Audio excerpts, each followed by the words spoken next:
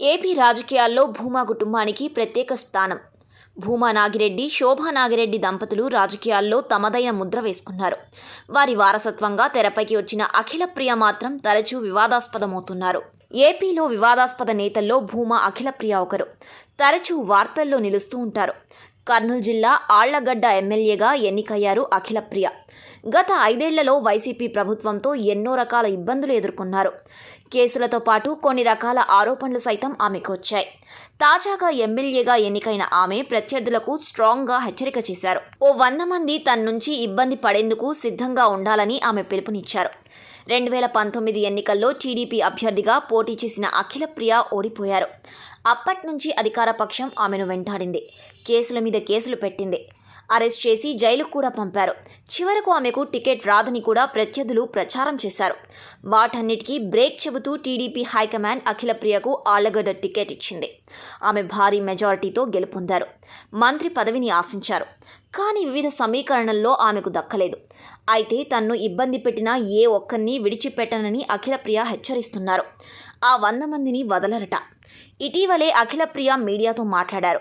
తనకు ఎదురైన పరిణామాలను వివరించారు. ఈ క్రమంలో భావోద్వేగానికి గురయ్యారు.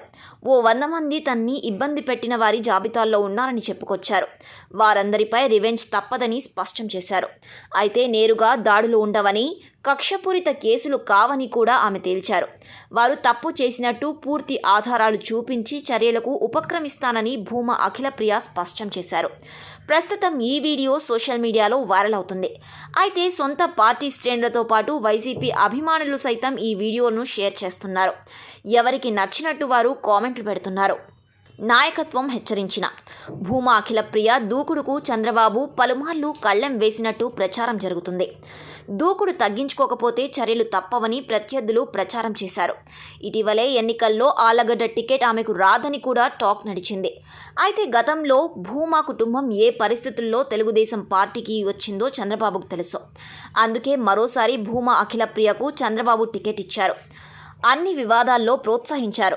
స్వయంగా ఆళ్లగడ్డ వెళ్లి ఆమెకు మద్దతుగా ప్రచారం చేశారు. అయితే దూకుడు తగ్గించాలని చంద్రబాబు పలుమార్లు ఆమెకు సూచించారు. కానీ ఆమె పెడచెవిన పెడుతూనే ఉన్నారు. తల్లిదండ్రుల మరణంతో 2014 ఎన్నికల వేళ శోభా నాగిరెడ్డి రోడ్డు ప్రమాదంలో మృతి చెందారు.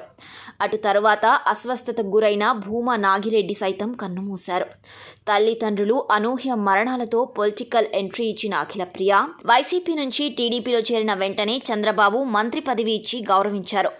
అయితే రాజకీయ ఆధిక్యం కోసం తరచూ ఆమె ఏదో ఒక వివాదంలో చిక్కుకుంటున్నారు. అయితే తాజాగా లోకేష్కు ఫాలో అవుతున్నట్లు కనిపించారు. తాను రెడ్డుకు రాశానని, అందులో 100 మంది వరకు పేర్లు ఉన్నాయని సంచలన కామెంట్స్ చేశారు. అయితే ఆది నుంచి ఇదే దూకుడుతో కొనసాగుతున్నారు. అదే ఆమెకు ఇబ్బందికరం అవుతోందని విశ్లేషకులు అభిప్రాయపడుతున్నారు.